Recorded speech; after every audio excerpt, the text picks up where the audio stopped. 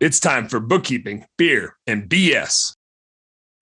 So, from a marketing perspective, let's go down the Facebook path a little bit, because I feel like guys and gals get a little intimidated by Facebook because it's so hard to figure out acquisition cost, and it's not like a put money in, pull a lever, get money out.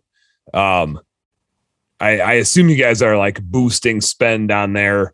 Do you mind sharing a little bit? I mean, we could probably go look at your Facebook page, but just so we're not like creeping on you. If that being the thing that works the best for you, do you have an idea why that's the thing that works the best? Do you think it's Facebook itself? Do you think it's how you do the Facebook? Do you think it's something about like the regularity of how often you do it? What's the secret sauce without you spilling all the beans on how it works for you? There's a few different things like with Facebook that, you really got to look first at your ad copy, and you got to look at like, what are you portraying to your customers? So when you look at, your post or what are you putting out there? Like, we always was like, man, why these videos are so cool. It's of us installing these floors. And it's like, and as we grew as a company and became to really like understand a lot of this is we would then look at like, okay, we would post before and after pictures, and like, why does just a simple before and after picture like get so much more engagement? Mm-hmm. And it's like, we started to understand, like, as we did these videos and we're showing like these short 20-30 second clips of us installing the floors, which really showed them the process, the shorter you make it, the simpler in the eyes of the consumer that it should be. So you're almost devaluing your business, when you're doing that. And it's like, it took us a while to realize this, but it's like we've started switching a lot of our content more towards like lifestyle change. Like, how is this going to change your life? Like, who cares about how it's going to be installed? Like, within a day, you're going to be done. You're going to be gone. It's going to dry eventually. I'm going to deploy my car on it. Yeah, but benefits, not features, right? That's right. Benefit to the consumer.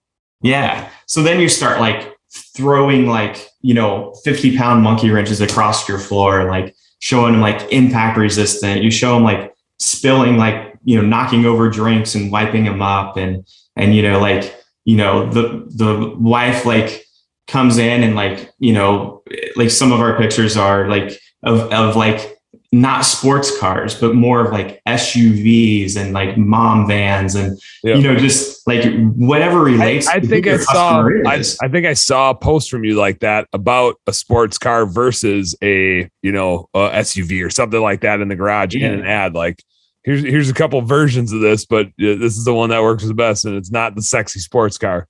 No, it's like, how many of your customers have Lamborghinis, Ferraris, Porsches, versus like, a simple like Chevy Blazer or an Equinox, and it's like, think about when you walk in those garages and you're measuring them and looking at them, like, what do you always see in that garage, and what do you see more of, to try to relate to your customer. And so we started getting our content right.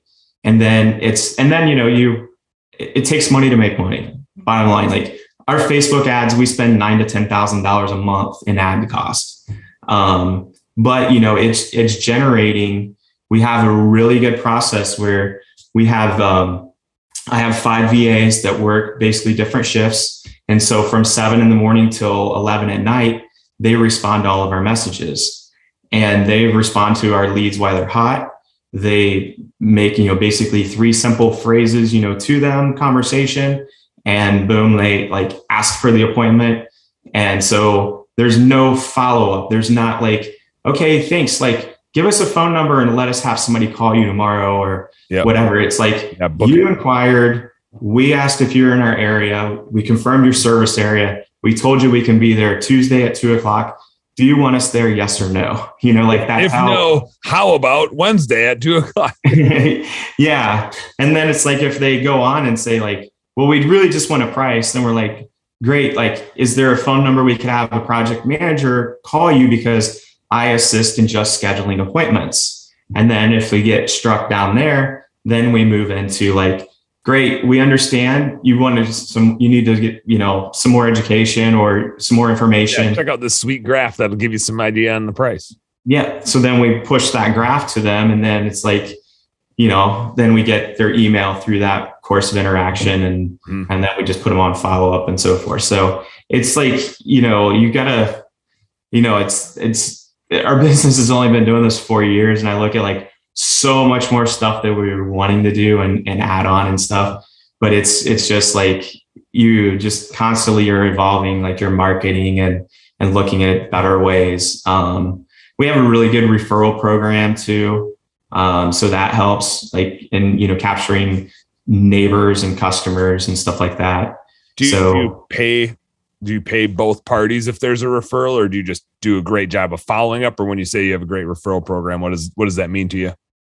We pay the client. So like we're coming out to give you an estimate, Dan, say, you're like, you sign up with us. We're like, great. Like here, I'm going to go ahead and introduce you to our referral program. If, you have any friends or neighbors, if you have them call us and we physically come out to their house, give them an estimate that they told us, Dan Platta, give me your name and number. You get $25. And then if they go ahead and purchase from us, we're going to give you $100. Nice. So basically like it really like you get engaged and like, hey, yeah, come over, check this floor out. Yeah. Like, you want them to come over and give you a price. Like, let me call them. Like we'll have you would physically almost call us and like, hey, my neighbor across the street, his name's Dan. I got you one. I begged you one.